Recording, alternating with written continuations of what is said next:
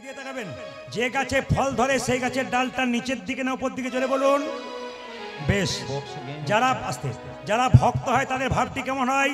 এই রকম না এই রকম? আস্তে। ভক্তের ভাবটি কেমন হয়? এই রকমও হয়, এরকমও হয়। যদি হও নিচু তবে পাবে কিছু। মায়েরা, সোনার কলসি যতই দামি হোক না কেন, একজনের কাছে কিন্তু মাথা নত করতে হয়। বলুন কার কাছে? জোরে বলবেন। গ্লাসের কাছে। আপনি কয়েকশো কোটি টাকার মালিক হতে পারেন, যদি বৈষ্ণবের চরণে, ভগবানের চরণে মাথা নিচু না করতে পারেন, আপনার টাকা পয়সার কোনো দাম থাকবে না। মায়েরা, ভগবান একটা কথাতেই সব জবাব দিয়ে দিয়েছে। সব একটা কথাতে। পৃথিবীতে 750 কোটি মানুষের বাস, ভাষা হলো 7000। ভগবান একটা কথাতে উত্তর দিয়ে দিলেন। ভগবানকে ভজন করতে গেলে মন মনা মদ ভক্ত। মায়েরা, মন্দিরে যাবেন, 4টে আপেল 4টে কলা নিয়ে যান, জোরে বলুন ভগবান খাই। জোরে বলুন হ্যাঁ না না খাই। তাহলে আপনারা কাল থেকে নিয়ে যাবেন না। ভগবান খায় না, ভগবান কি করে দেখে। তুমি যে 4টে আপেল 4টে কলা নিয়ে গেলে, প্রেমের ভাবে নিয়ে গেলে না অহংকারের ভাবে নিয়ে গেলে? অহংকারটাকে ফেলে দেয় আর প্রেমটুকু গ্রহণ করে। মুকুন্দ নরহরি যখন দুজন চুপচাপ দাঁড়িয়ে আছে, ভক্ত যদি কাইমনে কোনো বাঞ্ছা করে, ভগবানের সাধ্য নাই সেই বাঞ্ছা নাই পুরে। মহাপ্রভু শিবাসকে বলল, শিবাস, দু ভাই আমাকে দেখবার জন্য এসেছে। ভক্ত যদি বারবার আমার দেখার ইচ্ছা করে, আমি কি ভক্তকে না দেখা দিয়ে থাকতে পারি? ও শিবাস, চলো চলো, সুরধ্বনি তীর দিয়ে একবার আমরা চলে যাই নাম করতে করতে, ওরা দু ভাই আমাদের দর্শন করুক। মায়েরা, মনে মনে যদি সত্যি ভগবানকে পাবো বলেন, ভগবানকে পাবেন। ভগবানকে যখন আপনি ডাকবেন, ভগবান মাঝে মাঝে আপনাকে ধাক্কা মেরে মেরে দেখবে আপনি কতখানি ভগবানের হয়েছেন। এইদিকে মায়েরা, আপনি সোনার বালা দোকানে বিক্রি করতে যাবেন, স্বর্ণকার পরীক্ষা করে দেখবে এর মধ্যে কতটা খাদ আছে, কতটা সোনা আছে। আপনি যখন ভগবানকে ডাকবেন, তখন দেখবেন আপনার ঘর ফুটে জল পড়ছে, তখন দেখবেন আপনার বুকে ব্যথা হয়েছে, নইলে শরীর খারাপ হয়েছে, নইলে বাড়িতে কোনো অশান্তি হচ্ছে। অনেকে দেখবেন পাগলামি করে বলে আর ভগবানকে ডাকবো না, কিন্তু ভগবান পরীক্ষা করে দেখে, এ যে আমাকে ডাকলো, একে আমি ধাক্কা মেরে দেখলাম এ কতখানি আমার, তাই দেখব। তবে মায়েরা, বাবারা শুনে নিন, যারা কৃষ্ণ ভক্ত হয়েছেন তাদের জন্য বলে রাখি, হরিনাম করলে মাঝে মাঝে কষ্ট পাবেন, কিন্তু সরে যাবেন না। কষ্ট পেলেও ভগবানকে ডাকবেন। কেন?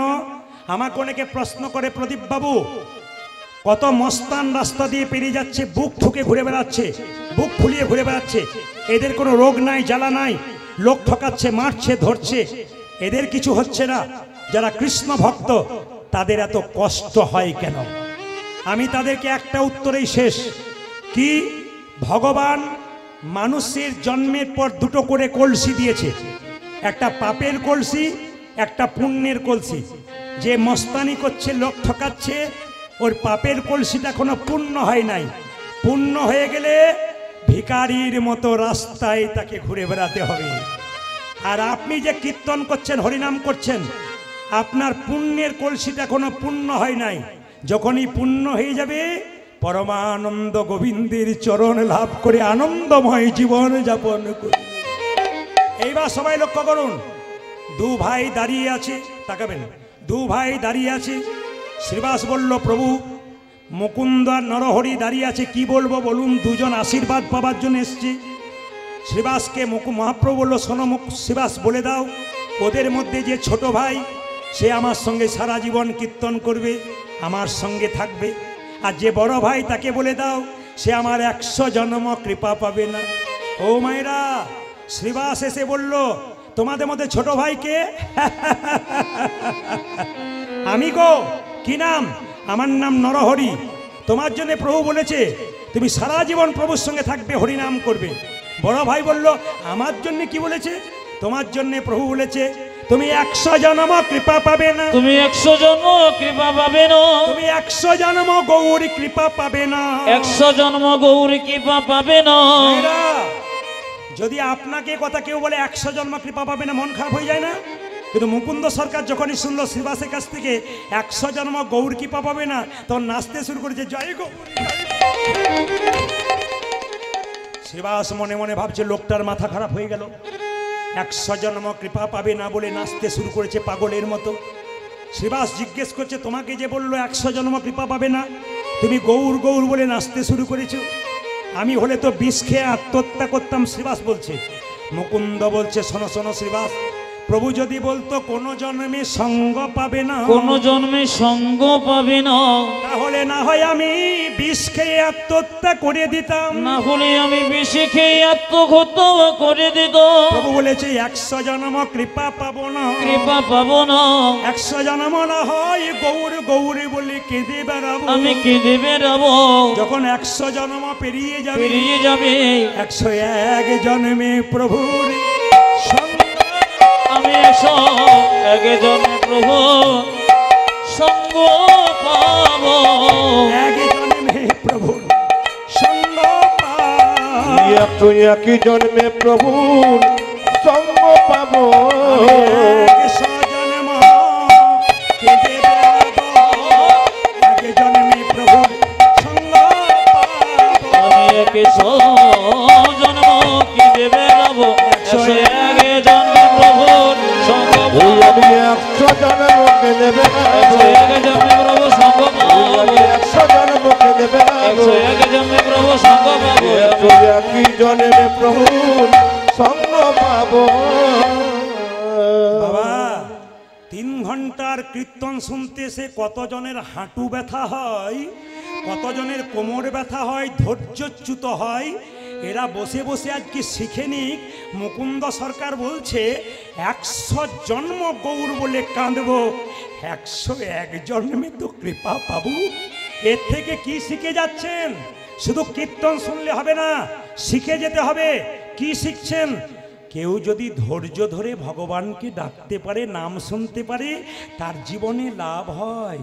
রামকৃষ্ণদেব বলেছেন, ধৈর্য যার ভগবান তার, ধৈর্য যার নাই ভগবান তার নাই।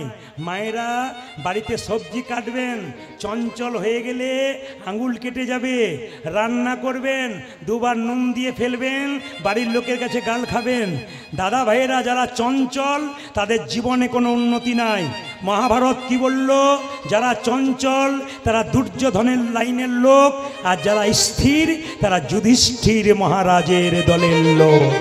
আজকে হরিবাসরে দেখতে পাচ্ছি আপনারা সকাল থেকে বসে আছেন, প্রত্যেকে কিন্তু যুধিষ্ঠির মহারাজের মানুষ।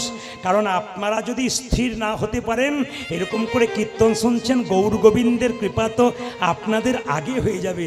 বাবা, ভক্ত যদি চোখের জলে কাঁদে, ভগবান সহ্য করতে পারে না। তাড়াতাড়ি শিবাসকে ডেকে বলল, শিবাস তুমি কাঁদছো কেন? প্রভু, আমার ভাইকে তুমি কৃপা করলে, আমাকে করলে না। কি দোষ করেছিলাম প্রভু? আমার ভাই তোমার সঙ্গে কীর্তন করবে, আমি অপরাধ করেছি নাকি? মহাপ্রভু শিবাসকে বলল, তোমার মাথায় হাত দিয়ে আশীর্বাদ করে জগতের সবাইকে জানিয়ে দিলাম, শোনো শ্রীবাস, তোমরা শোনো মুকুন্দ, তোমরা 2 ভাই মিলে যদি হরিনাম করতে চলে আসো, বাড়ির সব না খেয়ে মরবে, কাল থেকে আর হরিনাম করবে না। তোমার ভাইকে আমার সঙ্গে রাখলাম, তোমাকে পাঠিয়ে দিলাম। তবে শোনো মুকুন্দ, কি বনের মধ্যে বড় বড় গাছ থাকলে যেমন ছোট ছোট গাছগুলোকে ঝড়ঝঞ্ঝা থেকে রক্ষা করে, এ সংসারে যারা বড় ভাই বড় বউ হয়, তাদের দায়িত্ব সংসারে সবচাইতে বেশি হয়। অগো মুকুন্দ, এই দেখো শোনো, তোমার মাথায় হাত দিয়ে আশীর্বাদ করে দিলাম, তুমি আজ থেকে বাড়িতে গিয়ে যাকেই চিকিৎসা করবে তারই রোগ ভালো হয়ে যাবে। তবে মুকুন্দ, তুমি বাড়ি ফিরে যাও, একটা গোপীনাথের মন্দির তৈরি করো, জীবের দ্বারে হরিনাম দাও, আর গরিবের চিকিৎসা করো। দেখো বাবু, কারো কাছে 1 পয়সা নিও না। আমি তোমার মাথায় হাত দিয়ে আশীর্বাদ করলাম, কাল থেকে যাকেই চিকিৎসা করবে তারই রোগ ভালো হয়ে যাবে। মুকুন্দ, ফিরে যাও, ফিরে যাও, ফিরে যাও, ফিরে যাও, খণ্ডে ফিরে যাও, ফিরে যাও, ফিরে যাও, শিখণ্ডে ফিরে যাও, ফিরে যাও, ফিরে যাও, শিখণ্ডে ফিরে যাও। আজ ফিরে যাও, ফিরে যাও, শিখণ্ডে ফিরে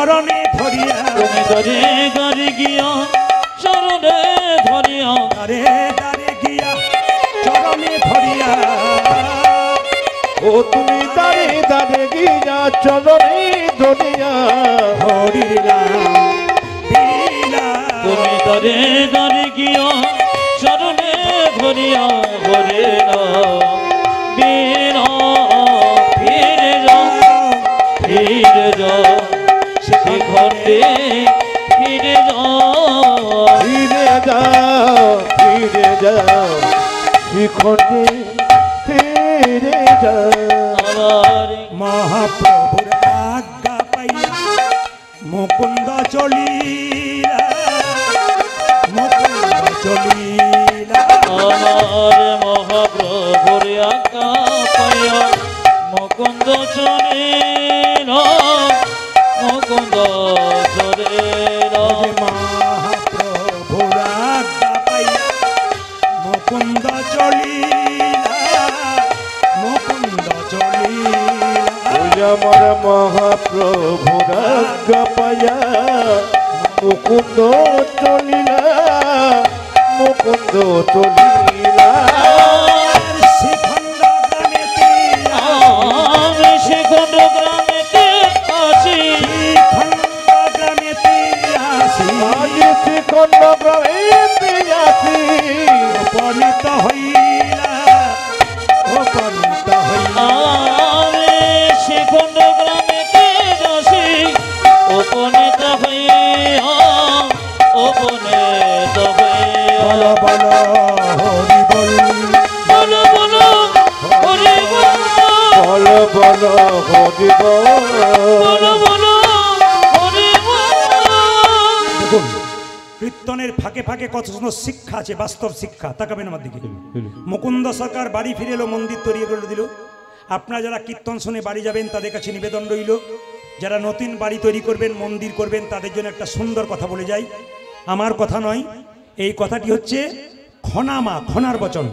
ও মায়েরা, বাড়ি তৈরি করতে গেলে খনামা বলেছে যে দক্ষিণ দুয়ারি ঘরের রাজা, পূব দুয়ারি তার প্রজা, উত্তর দুয়ারির খাজনা নাই, পশ্চিম দুয়ারির মুখে ছাই। যতজন জ্ঞানীজন এখানে বসে আছেন, এই কথাটি খনা মায়ের কথা, যার জিভ কেটে দেওয়া হয়েছিল। খনার বচন পড়লে জানতে পারবেন। আজকে মুকুন্দ সরকার বাড়ি এলো, কিন্তু সবাই লক্ষ্য করুন, খনার বচনের মতো মানলো। কি মানলো? তাকাবেন কি বলছে।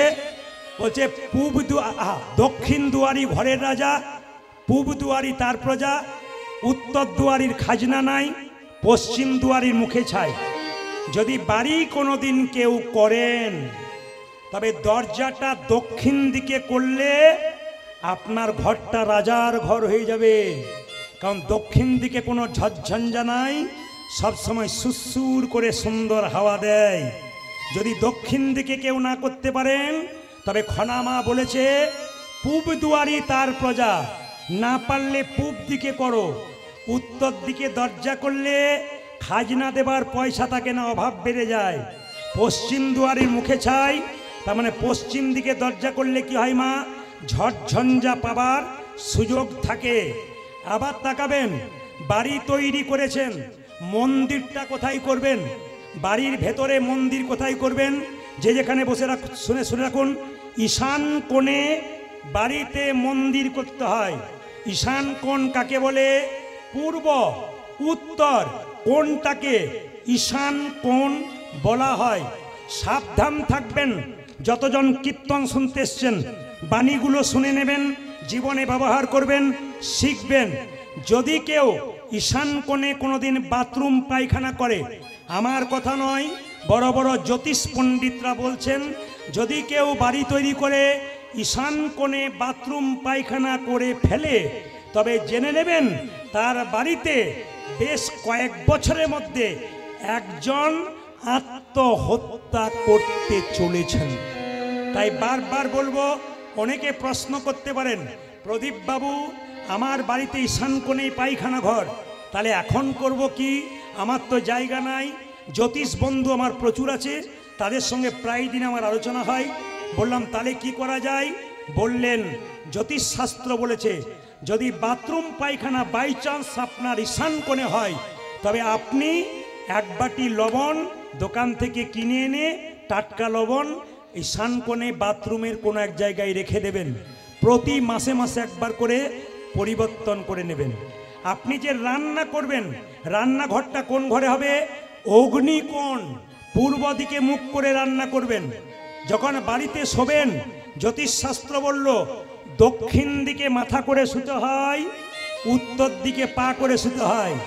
উত্তর দিকে মাথা করে শুতে নেই কেন? তাকাবেন, আমাদের পূর্বপুরুষ যারা মারা গেছে তারা জমের দুয়ার হচ্ছে দক্ষিণ দুয়ার, তাই সব সময় পূর্বপুরুষরা দক্ষিণ দিকেই থাকেন।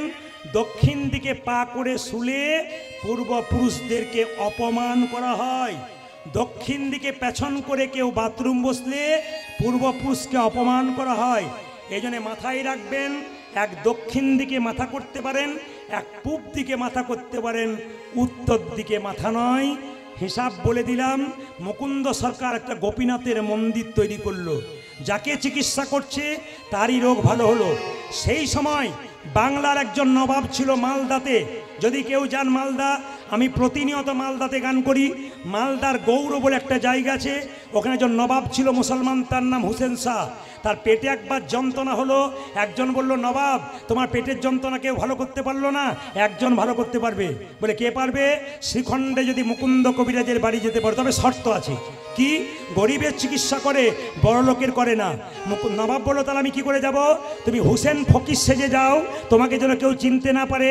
এত বড় বাংলার নবাব হুসেন ফকির সেজে শ্রীখণ্ডে এলো, এসে জিজ্ঞেস করছে ও ভাই মুকুন্দ সরকারের বাড়ি কোনটা? ওই যে মন্দিরটা দেখতে পাচ্ছ ওটাকে লক্ষ্য করে চলে যাও। এ ভাই মুকুন্দ সরকারের বাড়ি কোনটা? সোজা চলে যাও, দেখবে প্রচুর লোক লাইন দিয়ে দাঁড়িয়ে আছে, চিকিৎসা করাচ্ছে। ও ভাই মুকুন্দ সরকারের বাড়ি কোনটা?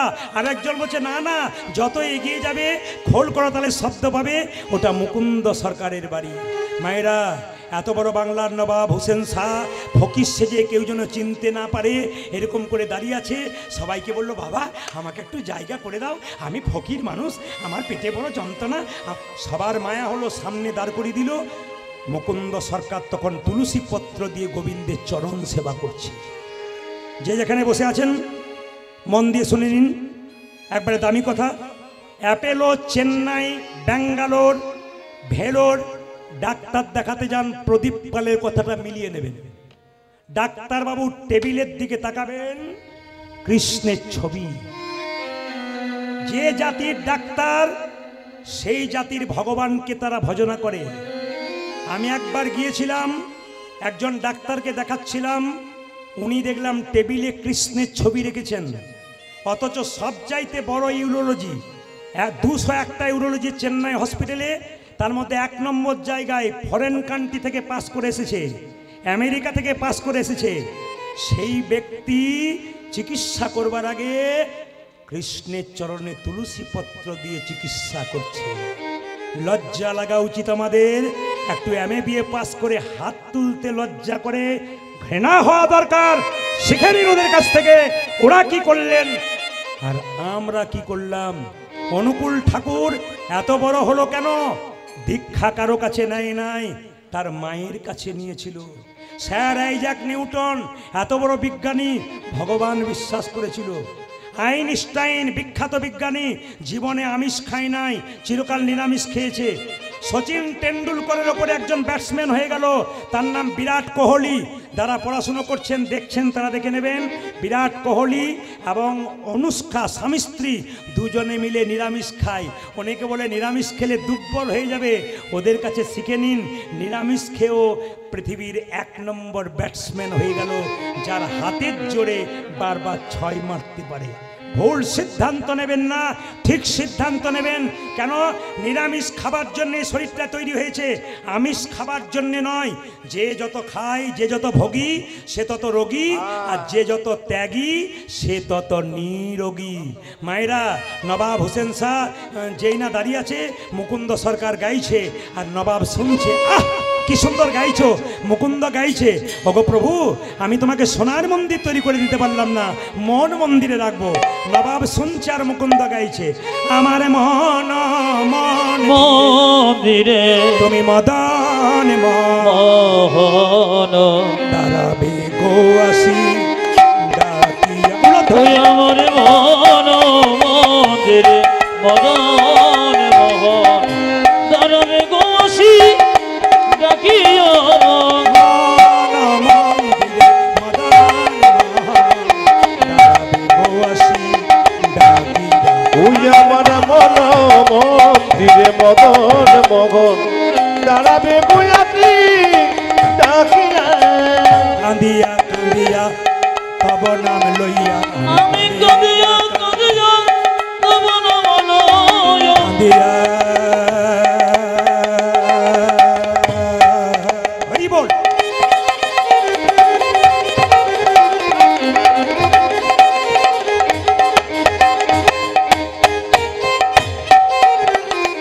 হে প্রাণনা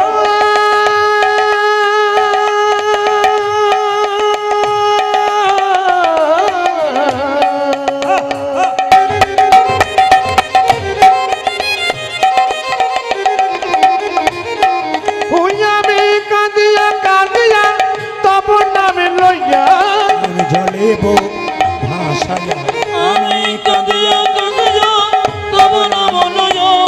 নয়ন জলে ভাষা দিল আমার মন মন্দিরে মদন মোহন দাঁড়াবে গো আসি ডাকিয়া। ওই আমার মন মন্দিরে মদন মোহন দাঁড়াবে গোসি ডাকিয়া। এই যে মাঝে ভেতরে আপনাকে ডাকছি, আপনাকে চশমা পরে ওই যে মাঝে আস্তে আস্তে হ্যালো, আপনাকে এই যে আপনাকে আপনাকে ওই যে মাঝে ভেতরে বসে ওই যে ওইদিকে তাকাচ্ছেন, আপনাকে ডাকছি, চশমা পরে ওই যে আপনাকে ডাকছি, আপনাকে আপনাকে আপনাকে এদিকে শোন এদিকে শোন আপনাকে ডাকছি, আপনাকে আপনাকে ডাকছি এদিকে শোন। আপনাকে না না আপনাকে নয়, মুকুন্দ সরকারকে ডাকছি নবাব, ভয় খেয়ে যাবেন না। এই যে ধীরে, তোমাদের সবচাইতে গরিব কে? এই যে বাবা। কি নাম তোমার? আমার নাম হোসেন ফকির। বাহ, এখানে জাতির কোনো বিচার নাই। কই দেখি দেখি দেখি দেখি দেখি দেখি দেখি জামাটা খুলে ফেলো তো। নবাব মনে মনে ভাবছে, আমি তো ছদ্মবেশে এসেছি ফকিরের সাজে, তুমি আমায় চিনতে পারছো না, জামা খুলতে বলছো। যদি খুলে দিই আর যদি আমার রোগ ভালো না হয় তাহলে দেখবে তোমার কেমন হয়। এই যে কি ভাবছো, হাজার লোক লাইন দিয়ে দাঁড়িয়েছে। আরে জামাটা যে না ভয়ে জামাটা খুলেছে নবাব, মাটির বারান্দাতে গড়াগড়ি দাও। নবাব মনে মনে ভাবছে, কালের কাল বর্ষাকাল, হরিণে চাটে বাঘের গাল, নেহাত বেকায়দায় পড়েছি। আরে বাবা, আমি সোনার পালঙ্ক ছাড়া শুই না, আমাকে বলছে মাটির বারা। আরে ভাবছো কি, গড়াগড়ি দাও। যেই না নবাব গড়াগড়ি দিয়েছে, অমনি চমকে উঠে বলল, কবিরাজ কি তোমার এখানে ওষুধ দেওয়া থাকে নাকি? বলে কেন গো? যেই না আমি গড়াগড়ি দিলাম, আমার অর্ধেকটা পেটের রোগ ভালো হয়ে গেল। মুকুন্দ বলল, সবাইকে দিতে দিতে এক আড্ডু পড়ে যায়, তোমার হয়তো কাজে লেগে গেছে। ওই দেখি দেখি দেখি দেখি হাঁ করো তো। যেই না নবাব হাঁ করেছে, মুকুন্দ সরকার ওষুধ দিয়েছে, আর নবাবের পেটের যন্ত্রণা ভালো হয়ে গেছে। কি শিখলেন? যেই না মাটিতে গড়াগড়ি দিল, অমনি নবাবের অর্ধেক পেটের যন্ত্রণা ভালো হয়ে গেল। তত্ত্ব কি বলল? ভক্ত পদ ধুলি আর ভক্ত পদ ভক্ত পদজন ভক্ত ভক্ত শেষ হয় তিন মহাব। তিন মহাব যেখানে হরিনাম হয় সেই জায়গায় কোনো ভক্ত যদি কীর্তনের শেষে একবারে হাগৌরি বলে গড়াগড়ি দিতে গড়াগড়ি দিতে পারে, তার শুধু দেহ রোগ দূর হয় তা নয়, তা নয়, তার ভব রোগ দূর হয়ে যায়। ভব রোগী দূর হয়ে যায়। তাকাবেন তাকাবেন, আমি শুধুমাত্র প্রত্যেকটা উদাহরণের দ্বারা বলে দিই, আপনারা শুনবেন। আমি কয়েকদিন আগে হুগলিতে গান করছিলাম, মায়েরা গানের বাসাতে যখন বসে আছি, তিনটে মেয়ে 4 চাকা থেকে নেমে খালি বাড়ির লোককে খোঁজ করছে, প্রদীপ বাবু কোথায় আছেন? আমার বাসাতে গেলেন, তিনটে মেয়ে তিনটে গোপালকে ছেলের মতো কোলে করে নিয়ে গেলেন, নিয়ে বসিয়ে বললেন, বাবা কলকাতা সব জায়গায় পাওয়া যায় না, আমার এখানে আত্মীয় বাড়ি, তাই তিনজন চলে এলাম। ভালো করেছেন। কীর্তনের আসরে বসে আছে, সবাই লক্ষ্য করবেন যারা মায়েরা কীর্তন শুনছেন, মেয়েগুলো কীর্তনের আসরে বসে আছে, তিনটে গোপালকে সামনে বসিয়ে কীর্তন শুনছে। কীর্তন যখন শেষ হয়ে গেল, তিনটে মেয়ে ধুলোতে গড়াগড়ি দিচ্ছে। আমি একজনকে জিজ্ঞেস করলাম, দিদি এত দামি কাপড় কলকাতা থেকে এসেছো, দামি দোকান থেকে কিনেছো, কাপড়টা তোমার ময়লা হয়ে যাবে না? উনি বললেন, বাবা আপনার কীর্তনে শুনেছি স্বামীর যদি 10টা কাপড়ের দোকান থাকে, চিতাতে যখন শুইয়ে দেবে একটাও কাপড় সঙ্গে দেবে না, তাই ধুলাই গড়াগড়ি দিলাম। শুনলে চমকে যাবেন। জিজ্ঞেস করলাম, আপনি কি করেন? মায়েরা চমকে যাবেন শুনলে। বলছে, কলকাতার কোনো একটা কলেজে আমি পড়াই, মানে প্রফেসর, লেকচারার, অধ্যাপিকা। লজ্জা লাগা উচিত। সামান্য MA পাস করে আমরা ধুলোতে গড়াগড়ি তো দূরে কথা, হাত তুলতে পারি না, কিন্তু লজ্জার বিষয়। কলেজে পড়াই যে মেয়েটা, সেই মেয়েটা গড়াগড়ি। আরেকজন মেয়েকে জিজ্ঞেস করলাম, আপনি কি করেন? উনি বলছেন, আমার স্বামী দাঁতের ডাক্তার, আমিও ডাক্তার। বাহ! আরেকটা মেয়ের কম বয়স জিজ্ঞেস করলাম, তুমি কি করো? বলছে, দাদা আমি বিউটি পার্লারে কাজ করি। বললাম, আমিও তো করি। উনি বললেন, আপনি কখন করেন? সবসময় তো কীর্তন করছেন। আমি কীর্তনের মাধ্যমেই তো করি। বললাম, বুঝলাম না। বলে, শোনো, তুমি যখন বিউটি পার্লারে কাজ করো তখন সবার বাইরেটা ভালো করার চেষ্টা করো, আর আমি হরিনামের বিউটি পার্লারে কাজ করি, ভক্তের ভেতরটাকে ভালো করার। এই হচ্ছে বিউটি পার্লারে কাজ, যেখানে ভালো ভালো কথা বলে, কথা এমন বলতে হবে রাস্তা দিয়ে ছুটে বেড়াবে পকেটে পকেটে, হৃদয় মন্দিরে কেন? ওই কথা আপনি নেবেন, জীবন আপনার সুন্দর করবেন, তবে আপনার কৃষ্ণ নাম শোনা সার্থক হয়ে যাবে। মায়েরা, যেই না মুকুন্দ সরকার ওষুধে নবাবের ভালো হয়ে গেছে, নবাব চিৎকার করে বলল, মুকুন্দ কে? কে তুমি? এত বড় সাহস, তুমি আমার নাম করছো? আমি হলাম সারা বাংলার নবাব হোসেন শাহ। নবাব, আমার অপরাধ হয়ে গেছে। না না, অপরাধ তোমার হয়নি, তোমাকে পরীক্ষা করতে এসেছিলাম, তুমি কত বড় কবিরাজ। সত্যি তুমি বড় কবিরাজ, তোমাকে এখানে রাখা হবে না, তুমি আমার গৌড়ে চলো মালদাতে। মায়েরা, রাত্রিবেলায় মহাপ্রভু মন্দিরে মুকুন্দ বলছি, প্রভু বলে দাও, তুমি তো বলেছিলে গরিবের বাড়িতে হরিনামে দিতে, তুমি তো বলেছিলে গরিবের চিকিৎসা করতে, তুমি তো আমাকে মুসলমানের বাড়ি যেতে বলনি, আমি কি করব? সঙ্গে সঙ্গে ভগবান মহাপ্রভু আকাশবাণী করে বললেন, মুকুন্দ, ঈশ্বরে যা করে তা, জোরে বলুন, মঙ্গলের জন্য। আমি শুনতে চাই, জোরে বলবেন, ঈশ্বর যা করে তা। একটু জোরে বলুন, ঈশ্বর যা করে তা। এবার চুপ করুন, আমি যা বলবো এবার বলবেন। আপনার ছেলে মাধ্যমিক পরীক্ষায় ফেল করেছে, আমি যদি কাছে গিয়ে বলি ঈশ্বর যা করে তা মঙ্গলের জন্য, কি বলবেন? বাজে বকবেন না। তাহলে ভালো হলে মঙ্গল, না হলে অমঙ্গল। মায়েরা, মুকুন্দ সরকার গেল নবাবের বাড়ি মালদাতে, কিন্তু মুসলমান মানে কি? সৎ ইমান। মুসলমানের সৎ মান মানে ইমান। নবাব হোসেন শাহ সৎ মানুষ ছিলেন। তিনি বললেন, মুকুন্দ, তোমাকে নিয়ে এলাম, কি করতে হবে? বলে, শোনো, আমাকে একটা সুন্দর মন্দির তৈরি করে দাও, আমি গোপীনাথের ভজন করব আর জীবের দ্বারে হরিনাম দেবো। বলছে, বেশ, তোমাকে তাই দিলাম। মুকুন্দ সরকার গোপীনাথের ভজনা করছে। মায়েরা, মাথায় কাপড়গুলো নিন, সবাই সবাই মাথায় কাপড়গুলো নিন, প্রেম সে ভক্তি করে বসুন। মুকুন্দ সরকার গোপীনাথের ভজন করছে, আর পেছনে শুনবেন ভালো করে, পেছনে একটা মেয়ে তাল পাতার পাখাতে হাওয়া করছে। কোন পাতা বললাম? জোরে বলুন, তাল পাতার পাখা, তার মধ্যে ময়ূরের পালক। মুকুন্দ কীর্তন গাইছে, আপনার সবাই উলুদ হয়ে দেবেন। কি গাইছে? আমার কানু সে বিনোদ,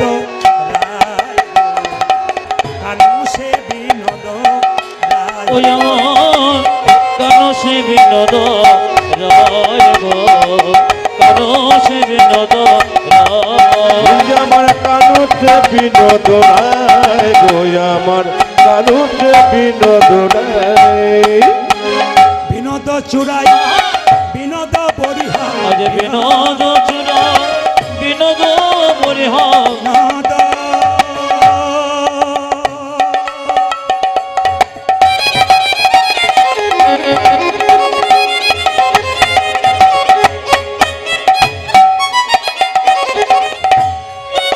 ও শ্রী বিনোদ রায় বিনোদ বরিহা বরিহা বিনোদ উড়িছে তাই গো বিনোদ জুড়েছে গাওয়ায় উজাজ কানসে বিনোদ রায় গো আমার কানসে বিনোদ রায় আমার কেন সে বিনোদ রায় গো কেন সে বিনোদ রায় বিনোদ ললাটে বিনোদ তিলক বিনোদ বিনোদ সাজে আমার বিনোদ ললতে বিনোদ তিলক বিনোদ বিনোদ সজে বিনোদ ললাটে বিনোদ তিলক বিনোদ বিনোদ সাজে উজাজ বিনোদ ললাটে বিনোদ তিলক বিনোদ বিনোদ সাজে বিনোদয় ধরে বিনোদ মুরলী আমার বিনোদয় ধরে বিনোদ